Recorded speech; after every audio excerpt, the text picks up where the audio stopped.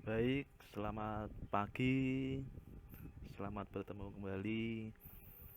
Saya harap model kuliah yang baru ini dengan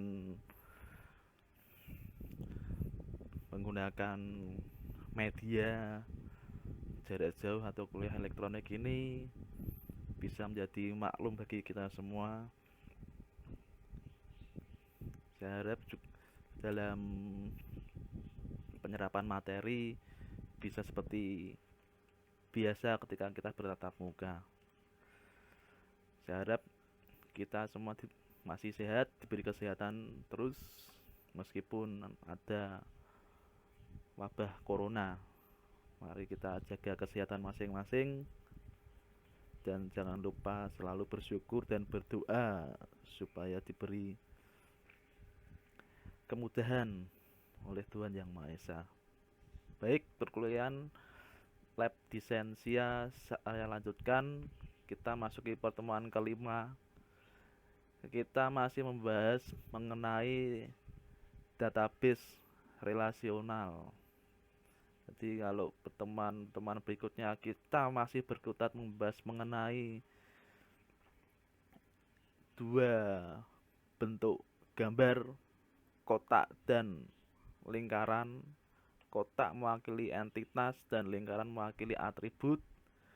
Kita mau mendalami lebih lagi mengenai relasi antar entitas. Jadi kalau sebelumnya kita mempelajari hanya satu entitas, kita maju lagi, masing-masing entitas itu mempunyai hubungan yang dinamakan relasional.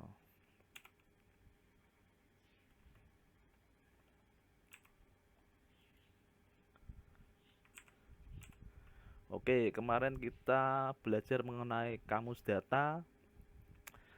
Kamus data isinya adalah informasi dari struktur basis data.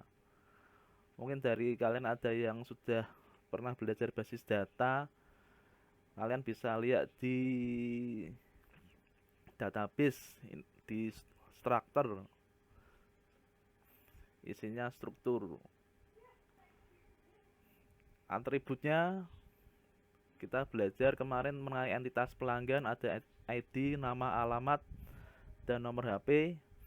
Kalian perhatikan ini tipe field numerik, dia hanya bisa diisi oleh angka. Contohnya apa saja? Di entitas pelanggan ini adalah contohnya atribut ID. Jadi nanti ID mungkin bisa diisi angka 1, 2, 3, 4, 5 dan seterusnya. Atau apabila kita ingin membatasi angkanya, kita bisa menggunakan misalnya ID format 4 angka. Kita bisa langsung batasi seperti ini. Ini contoh ID. Kemudian ada di pelanggan atribut nama, alamat, dan nomor HP. Dia bisa diisi menggunakan alfanumerik. Alfanumerik itu bisa huruf, bisa angka, bebas.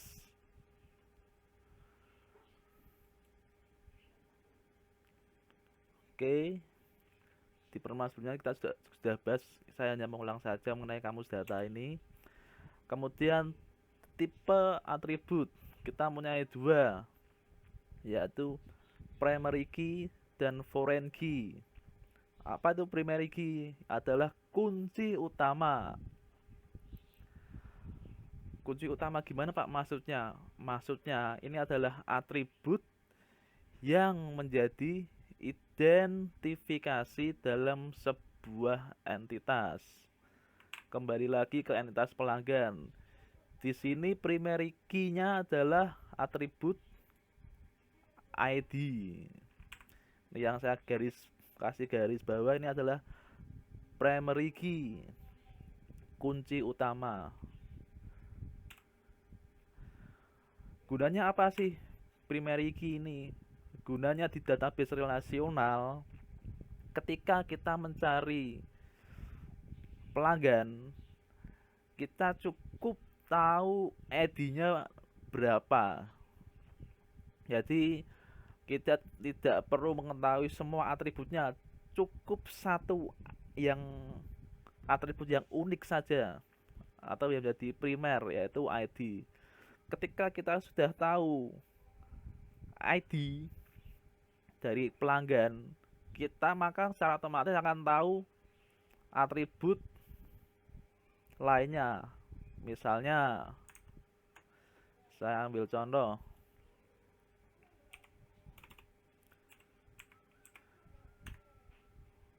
di ID 001 nama pelanggannya siapa enaknya ya, Rio. Namanya alamatnya di mana? Jalan Baru misalnya. Kemudian nomor HP-nya isi saja. Kemudian di ID pelanggan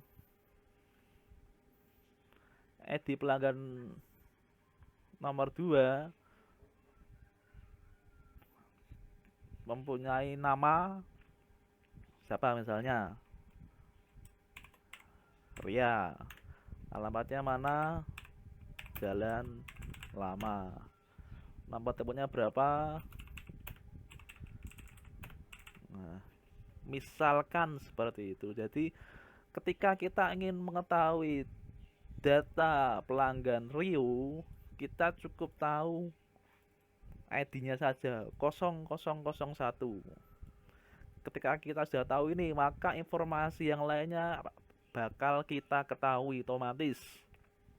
Jika kita ingin mengetahui rumahnya Ria itu di mana, kita cukup tahu ID-nya Ria saja berapa, 0002. Dengan begitu kita akan mengetahui semua informasi tentang Ria.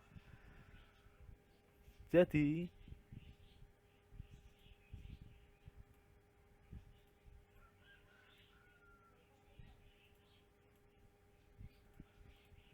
jika boleh dikatakan,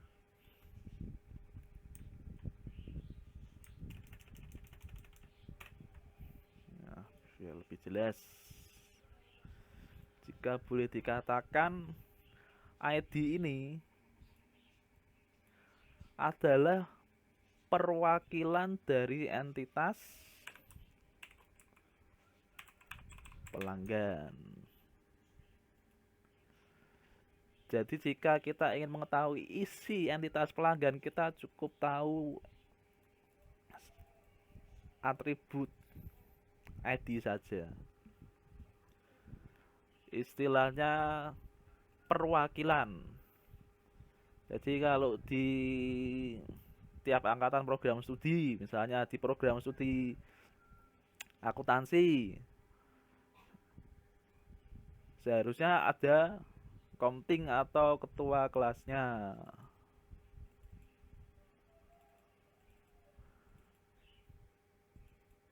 Maksudnya apa ketua kelasnya? Adanya ketua kelas itu atau komting.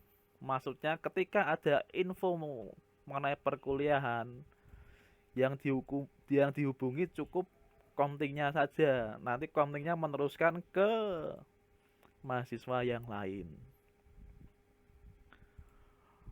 Oke, ini mengenai primary key. Lalu berikutnya foreign key. Apa itu foreign key? Itu adalah kunci asing. Fungsinya buat apa? Menghubungkan dua tabel. Maksudnya gimana, Pak? Maksudnya misalnya saya mempunyai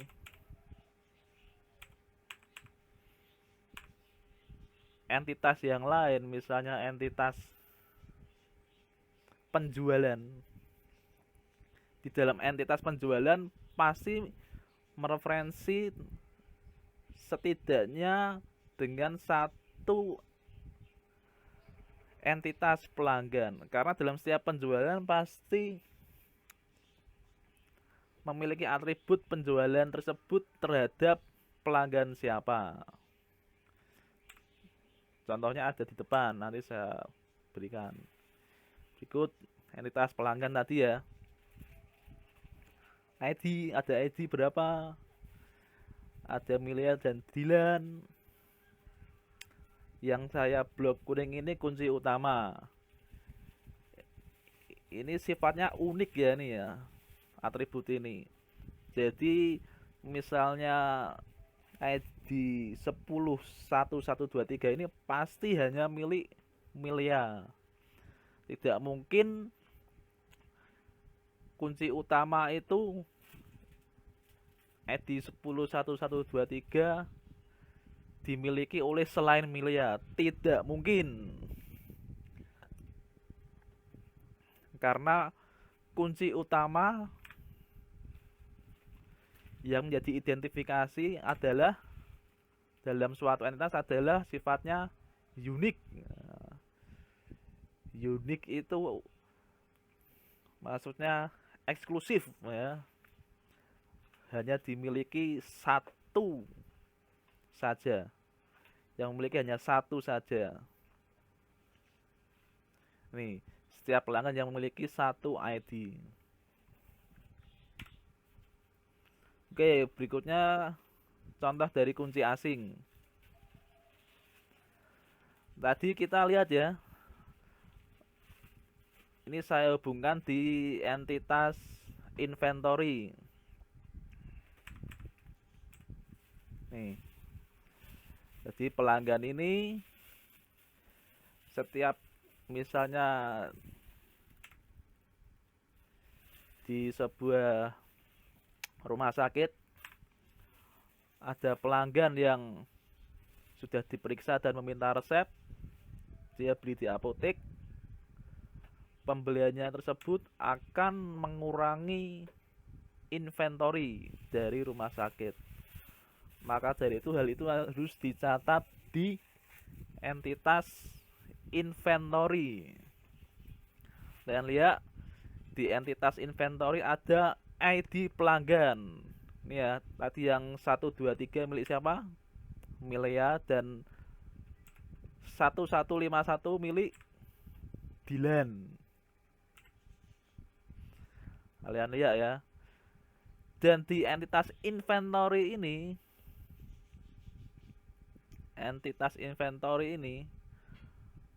memiliki kunci utama nomor transaksi. Jadi setiap terjadi pembelian obat, dia mendapat istilahnya seperti nomor nota ya. Jadi di nomor nota ini terdapat pembelian obat untuk Milia, isinya obat ini. Dan nomor transaksi yang belakangnya 9002 ini milik dari Dilan. Nah, ini yang milik Dilan ya. Ini milik Milia. Itu. Ini saya kasih contoh dua entitas dulu. Nah, yang sederhana. Oke, jika ingin di pause boleh untuk lebih mendalami. Kemudian ini saya gambarkan hubungan antar entitas. Di hubungan antar entitas ini kita lihat tadi ada entitas pelanggan ya. Pelanggan. Ini ya, entitas pelanggan dan entitas inventory.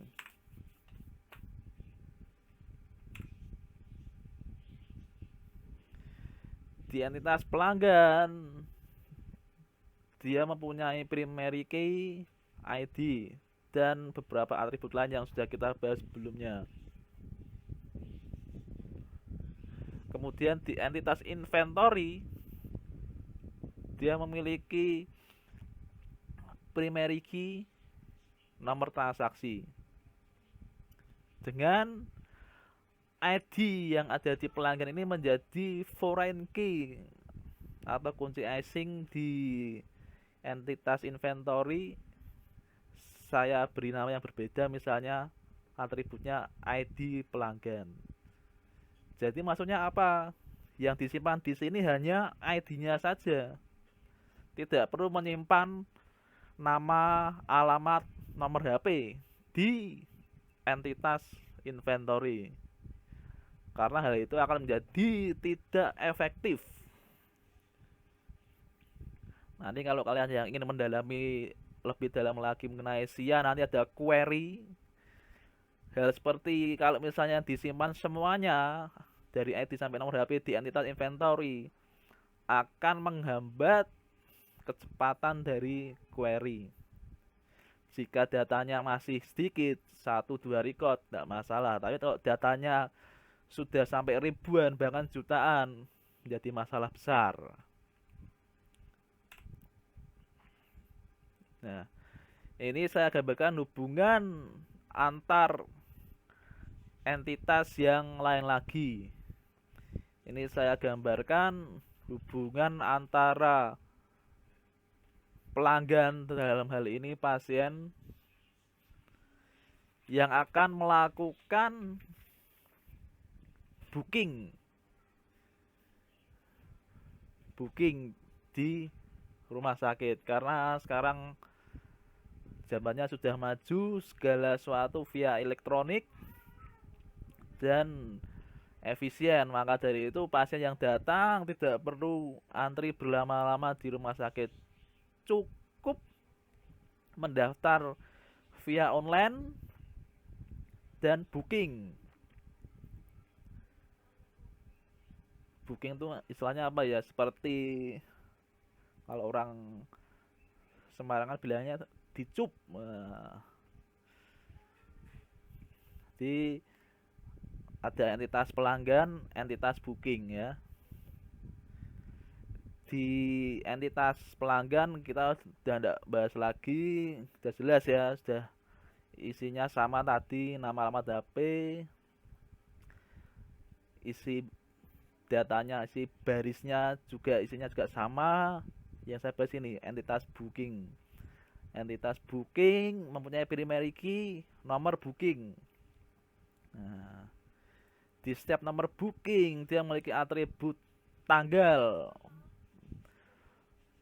Pasien tersebut booking di tanggal berapa dan jam berapa. Lalu yang di booking itu dokter siapa. Nah, di sini saya tuliskan lagi ID pelanggan yang mereferensikan ke entitas pelanggan dengan atribut ID. Prinsipnya masih sama. Jadi di entitas booking ini dengan nomor booking sekian, dia yang booking ini siapa? Milia. Sedangkan di nomor booking yang 002 ini kita jadi tahu bahwa yang booking siapa? 1151 ini Dilan. Kira-kira seperti itu hubungan antar entitas. Oke, bisa di pause dulu supaya lebih mendalami. Jika saya gambarkan seperti ini, entitas pelanggan, entitas booking. Nanti ya di pelanggan tetap sama primary key-nya ID, di booking primary key-nya nomor booking. ID pelanggan masih menjadi foreign key dari entitas pelanggan. Prinsipnya masih sama ya dengan yang inventory tadi. Ingat, primary key, primary key, tapi di sini menjadi foreign key, kunci asing. Kemudian dari situ kita belajar bahwa persyaratan dasar dari database relasional apa? Yang pertama, setiap kolom dari baris harus memiliki nilai tunggal. Maksudnya apa? Nanti kita jelaskan. Kemudian kunci utama tidak bisa nol atau kosong. Kita lihat jelas.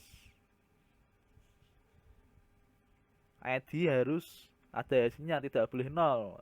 Bayangkan kalau ini ID nilainya 0, ini 0, maksudnya di sini 0 sama 0 referensinya dengan pelanggan siapa? Jelas tidak bisa. Kemudian kunci asing harus bernilai sama dengan kunci utama. Jelas ya tadi. Nih, kalau yang di sini 101123 milik ya. Di entitas booking juga harus sama, 101123 milik Milia. Jangan sampai di sini maksudnya 1123 milik Milia, tapi yang di sini miliknya jadinya Dilan. Itu dinamakan anomali. Nggak bisa. Kemudian ini yang keempat, atribut non kunci harus menjelaskan karakteristik entitas. Maksudnya gimana? Di entitas pelanggan ada beberapa atribut, dan nama, alamat HP. Dan keseluruhan nama, alamat HP ini harus menjelaskan secara lebih detail mengenai pelanggan. Jadi tidak bisa di entitas pelanggan ini isinya nyampur sama ini atributnya booking. Misalnya di sini saya tambahi tanggal booking, jam booking, nama dokter, tidak bisa. Karena hal itu tidak mewakili pelanggan. Dokter apakah mewakili pelanggan? Tidak, dia entitas yang terpisah. Maksudnya seperti itu. Yuk, supaya lebih mendalami lagi. Nih ya, setiap kolom dari baris harus dinilai tunggal. Baris 1 hanya milik Milia. Tidak mungkin ID 123 ini milik Dilan ya. Begitu juga sebaliknya, ID 151 hanya milik Dilan. Tidak mungkin menjadi milik Milia. Itu yang dimaksud setiap kolom dari baris harus dinilai tunggal. Lanjut.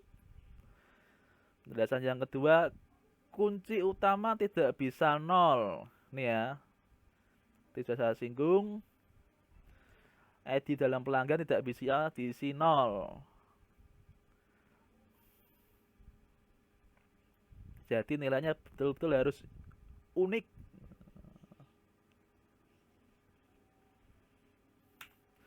Kemudian yang ketiga, kunci asing bernilai sama dengan kunci utama. Nih ya tadi ya, 1 2 3 sama nilainya. Miliknya Dilan.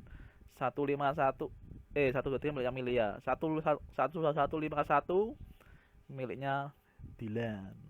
Ya. Ya harus sama nilainya.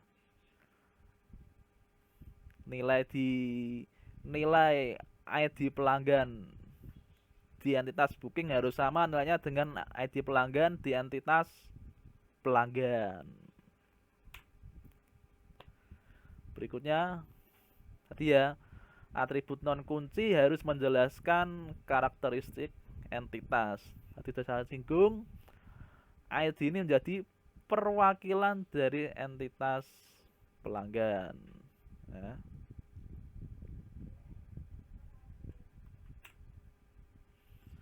Oke, ini tugasnya yang kemarin ya. Bagi yang belum mengumpulkan, silakan tetap saya tunggu, dan kalau mengumpulkan tetap saya terima. Itu juga menjadi responsi ya, bahwa kalian sudah mengikuti perkuliahan walaupun dengan keterbatasan sumber daya. Kalian sudah mengikuti kuliah online. Tugasnya apa sih ini sih? Sederhana saja. Dari tugas yang sebelumnya, kalau kalian yang lupa kemarin bikin apa, cek saja di email terkirim kalian. Tugas yang sebelumnya kalian sudah membuat mengenai entitas ya. Ini saya contohkan yang saya buat tadi. Tidak tahu kemarin kalian menghubungkannya dengan misalnya coa dengan apa kemarin ya. Kemudian ada yang entitas penjualan, kemarin dihubungkan dengan apa, harga atau obat, silahkan. Nah, tugasnya lengkapi entitas kalian dengan record. Nah, lengkapi saja, isi saja, kasih data sampel seperti ini. Kemudian hubungkan, ini ada garis putus-putusnya, ini artinya relasi. Ini ID pelanggan, di entitas pelanggan menjadi referensi untuk entitas booking. Atau bisa kalian backward lagi di slide sebelumnya ya. Nah, ini lebih jelas.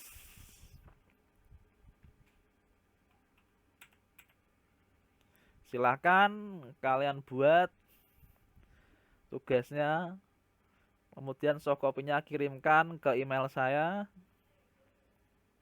dengan nama file ini ya, tugas_lab